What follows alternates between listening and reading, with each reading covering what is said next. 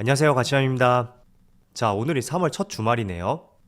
제가 사실 토요일날 대학원을 다니거든요. 저번 학기에는 휴학을 해서 주말에 조금 시간이 많았었는데 이번 학기에는 다시 복학을 했어요. 그렇다 보니까 제가 아침 9시부터 저녁 7시까지 거의 토요일 하루 종일 수업이라고 보시면 좋을 것 같아요. 그래서 혹시나 제가 학교 다니다 조금 힘들어진다면 일요일에는 영상 업로드가 조금 힘들 수도 있을 것 같아요. 물론 그렇게까지는 제가 생각하지 않고 있는데 어쨌든 지금 이렇다는 것을 먼저 말씀을 드렸고 그래도 웬만해서는 빠지지 않고 업로드할 수 있도록 노력을 해볼게요. 자, 오늘은 오랜만에 삼성전자에 대해서 말씀을 드려볼게요. 그동안 워낙 시장이 좋지 못했었고 또 많은 종목들이 52주 신저가의 연속이었잖아요.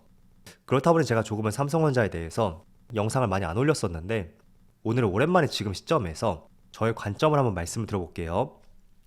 자, 지금 삼성전자의 주가를 한번 보시면 작년 11월하고 12월 이때 드디어 가나? 이 생각을 했었는데 다시 올해 3월 초까지 거의 제자리로 돌아왔다. 이렇게 볼 수가 있는 것 같아요. 자, 물론 삼성전자뿐만 아니라 대부분의 대형주들 그리고 여러 종목들 지금 다 이런 형태를 보여주고 있을 것이고 더 나아가서 자동차 관련주는 더 흐름이 좋지 못하다고 볼 수가 있겠죠. 자, 그래서 이게 비단 삼성전자에 어떤 문제가 있어서 이렇다. 그런 의견은 절대 아니라고 생각이 되고요. 일단은 금리 인상에 대한 이슈, 이 부분이 지금 주가의 상승을 방해하고 있는 주된 이유가 될 수 있다고 보여지는 것 같아요. 어쨌든 성장주는 금리 인상하고는 장기적인 흐름은 동일하다고 볼 수 없겠지만 짧은 관점에서는 금리 인상은 성장주에 대해서 이자 부담이 늘어나고 그게 실적으로 잡힘에 따라서 성장주에는 주가 상승에 방해가 될 수 있다. 그렇게 볼 수 있습니다. 자, 그리고 최근에 여러 가지 기사를 한번 살펴보면 일단 반도체 업황에 대해서는 전혀 부정적이라고 볼 수는 없어요. 올해 나온 기사를 한번 살펴보면 작년에 전 세계 반도체 매출이 666조 원이 나왔고 역대 최대치라는 발표가 있었습니다.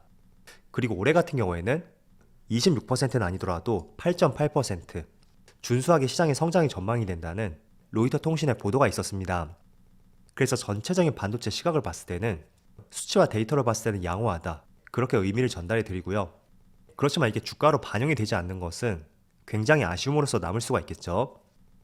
자, 그리고 최근에 여러 가지 기사를 한번 살펴보면 또 이런 기사도 있어요. 그동안 D램 반도체 가격이 작년 말에 계속 하락세를 보여주었고 이게 올 초에는 보합세를 보여주다가 2분기부터 반등이 나올 것이다. 그런 전망들이 우세했었습니다. 그런데 최근에 나온 기사를 보면 실제로 2월달까지는 보합세를 보였는데 2분기에 반등이 아니라 추가적으로 하락할 우려가 있다. 이런 전망을 트랜스포스에서 내놓았거든요. 자, 조금 더 디테일하게 말씀을 드릴게요. 우선 PC용 D램. 이쪽은 2분기에 노트북 출하량이 줄어들 수가 있고 이게 D램 가격 하락을 부추길 것이다. 이런 가능성을 제기를 하였습니다. 그리고 두 번째 서버용 D램. 이쪽은 고객사들의 여전히 높은 재고 수준 때문에 D램 고정 가격이 2분기에도 추가적으로 5%까지 하락할 가능성이 있다는 의견을 제시했고 그리고 마지막으로 낸드 플래시 쪽은 추가 하락보다는 보합세를 보여줄 것이다. 그런 전망을 내놓았습니다. 자, 지금 조사 기관이 트렌드포스거든요. 이 트렌드포스는 대만의 반도체 조사 기관인데 상당히 공신력이 있는 기관 중에 하나예요. 그렇다 보니까 신뢰를 할 수 있는 기관이라고 볼 수 있고 어쨌든 이쪽에서 2분기에 반등이 아니라 추가적으로 하락할 수가 있다. 이런 전망을 제시했던 만큼 정말로 추가적인 하락이 나올 수 있는지 그거는 시간이 지나봐야 알 수가 있겠죠. 그래서 일단은 3월달은 1분기의 마지막인 만큼 2분기에 이런 가능성도 제기가 되었다 라는 것을 먼저 말씀을 드리고요. 또 최근에 삼성전자를 보면 갤럭시 S22 이게 최신 폰이에요. 그런데 지금 고스 논란이 확산되고 있다. 혹시 이런 기사 한번 보셨나요? 저는 솔직히 그렇게 크게 신경 쓰진 않고 있는데 보는 사람들의 시각에 따라서는 조금은 부정적으로 볼 수 있는 기사가 될 것 같아요. 일단 내용을 먼저 말씀을 드리면 우리가 게임을 하다 보면 핸드폰에서 열이 많이 발생이 되잖아요. 그래서 삼성 측에 의하면 그 발열을 막기 위해서 게임할 때 강제적으로 성능을 저하시키고 있고 그게 일각에서는 굉장히 문제가 되고 있다. 이렇게 제기가 되고 있습니다. 그래서 이게 지금 유튜브에서도 많이 화제가 되고 있고 또 여러 가지 논란이 되고 있는 것 같더라고요. 여기 하단에 잘 표현이 되어 있네요. 시속 300km로 달리는 스포츠카를 샀는데 알고 보니 속도 제한에 걸린 자동차였다. 이런 문장이 있듯이 이 고스 논란의 이 현상하고 빗대어서 한번 적용을 시켜본다면 빠르게 이해를 할 수가 있을 거예요. 자, 그래서 일단은 제가 재료에 대해서 세 가지 말씀을 드렸죠. 첫 번째로 전 세계 반도체 매출은 올해도 증가할 것이다.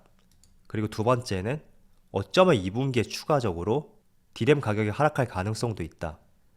그리고 세 번째는 최근에 갤럭시 최신 폰을 중심으로 속도 제한이 걸린 고수 논란이 확산되고 있다.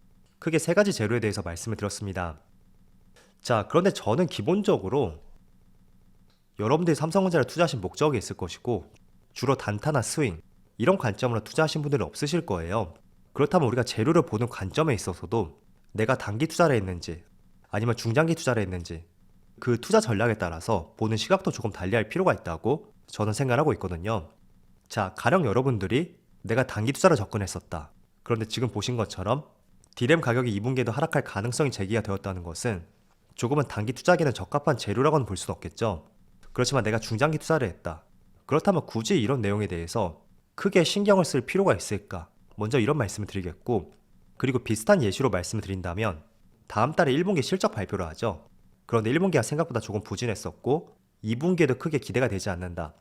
이런 기사가 나올 가능성도 있습니다. 그럼 분명히 주가에도 반영이 될 것이고 약간의 충격을 줄 수가 있겠죠. 자, 그렇다면 내가 중장기 투자 관점으로 본다면 굳이 그런 내용을 신경 쓸 필요가 있을까?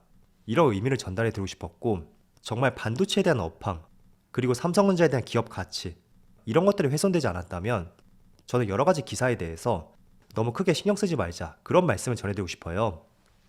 우리가 너무 하나하나 디테일한 기사에 대해서 신경 쓰다 보면 정작 본질에 대해서는 놓치는 경향이 있습니다. 그래서 지금 이런 내용은 삼성전자뿐만 아니라 다양한 종목들이 모두 마찬가지라고 생각이 돼요. 내가 처음에 투자 목적이 단기 투자였는지 아니면 중장기 투자였는지 그 시각에 따라서 재료를 보는 관점에 대해서도 조금은 달리할 필요가 있고요. 저는 기본적으로 삼성전자가 상승한다는 것은 결국에는 외국인이 매수를 해야 된다는 거죠. 자, 그럼 외국인이 삼성전자를 매수한다 라는 것은 반도체는 국내 대표 업종인 만큼 외국인들이 국내 시장을 매수한다, 그렇게 연결지어 볼 수가 있고, 외국인들 입장에서 봤을 때 반도체 업종하고 대한민국 시장 이게 조금은 매력적으로 보일 필요가 있겠죠. 자, 그래서 지금 삼성전자를 보면 작년 1월달 고점을 돌파하지도 못하고 계속 이렇게 흘러내리는 모습이 나오고 있는데, 지금 이게 삼성전자뿐만 아니라 TSMC도 마찬가지예요. 작년 고점, 지금 이 가격을 여전히 돌파하지 못하고 있고, 물론 삼성전자에 비해서는 많이 빠지진 않았어요. 그렇지만 두 종목 모두 동일한 시점의 고점을 돌파하지 못하고 있죠. 자, 그러면 어떻게 지금 이 종목을 바라봐야 될까? 일단 제 생각을 말씀을 드려보면, 저는 사실 작년에 금리 인상을 하기 전에 한 차례 반등은 나올 거라고 생각을 했었어요. 그런데 제 생각과 다르게 별다른 반등이 나오지 않았고, 이걸 한번 주봉으로 볼게요.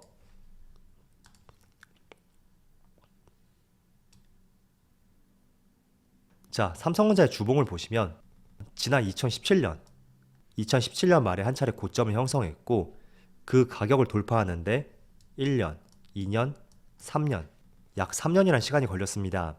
물론 코로나가 없었다면 2년 만에 돌파하고 더 좋은 모습이 나왔을 가능성도 있겠죠. 자, 그렇다면 조금만 더 과거로 가볼게요. 이 당시, 자, 2012년 말, 이때도 삼성전자가 최초로 사상 신고가를 경신했고, 그 신고가를 다시 경신하기까지 1년, 2년, 3년, 3년 반, 4년 이 정도의 시간이 걸렸어요.